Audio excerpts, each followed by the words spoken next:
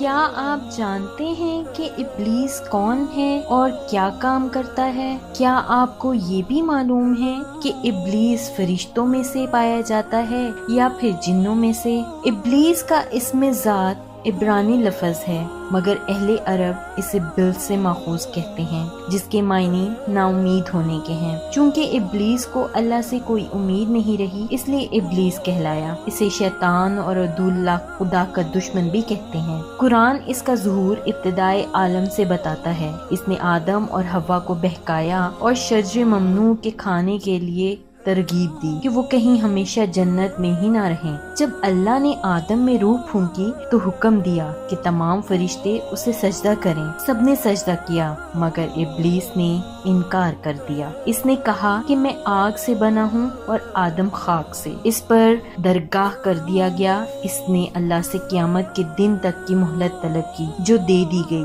اور لوگوں کو بہکانے کی طاقت بھی دی گئی۔ بابل میں جب یہ قصہ قریب قریب اس طرح مذکور ہے، علامہ زمخشری اسے جن مانتے ہیں، کیونکہ قرآن میں ہے کان من الجن، وہ جن تھا، مگر بہت سے علماء اسے فرشتہ مانتے ہیں۔ اور بعض علماء نے یہ بھی کہا ہے کہ جن میں فرشتوں میں شامل تھے جو جنت کے محافظ تھے، مگر جن ناسموم سے پیدا کیے گئے اور فرشتے نور سے تخلیق ہوئے۔ ابتدا میں جن زمین پر رہتے تھے، وہ آپس میں لڑنے لگے تو اللہ نے ابلیس کو ان کے پاس بھیجا۔ بعض روایات سے یہ بھی ثابت ہوتا ہے کہ ابلیس ارضی جنات سے تھا۔ انجام کار شیطان اور اس کے ساتھیوں کو جہنم میں پھینک دیا جائے گا۔ وہ اپنے دوستوں سے کہے گا، تم پر لعنت ہو، اب تم سدا جہنم میں رہو۔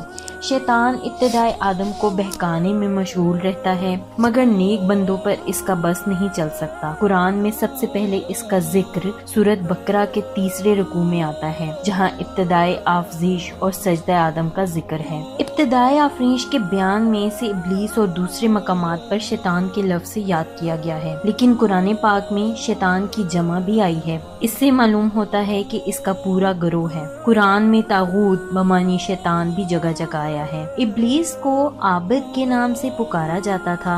سید سجاد الحسینی آف قبولہ لکھتے ہیں کہ جب ابلیس نے آدم علیہ السلام کو سجدہ نہ کیا تو اللہ تعالیٰ نے عابد کو دربار بری سے نکال دیا اور کہہ دیا کہ تم ابلیس ہو، پھر ابلیس کے نام سے مشہور ہوا۔ اور جب ابلیس نے حضرت آدم علیہ السلام، حوا علیہ السلام کو بہکایا تو اللہ تعالیٰ نے ابلیس کو لعنتی ٹھہرایا، تو ابلیس کو شیطان کہا، لعنت اللہ علی شیاطین، تب ابلیس دوزخی ٹھہرایا، اور شیطان کے حامی بھی ہیں، دوزخی ہی ہیں۔ شیطان انسان کا جانی دشمن اور اسے بہکانے والا ہے۔ وہ انسان کو اعتقادات کے بارے میں شک و شبہ میں ڈالتا ہے اور اس کے اعمال و کردار میں فسق و عصیاں کی طرف دعوت دیتا ہے، مگر مکر و فریب کا سرچشمہ ہے اس طرح کے باطل جو کسی حقیقت پر مشتمل نہیں، کسی کے حق کے طور پر جلوہ نمائی کرتا ہے۔ اس کا طریقہ کار حلیہ اور فریب ہے اور انسان کے اندر پناہ راستوں سے نفوذ کر کر اس کے گمراہ کرتا ہے۔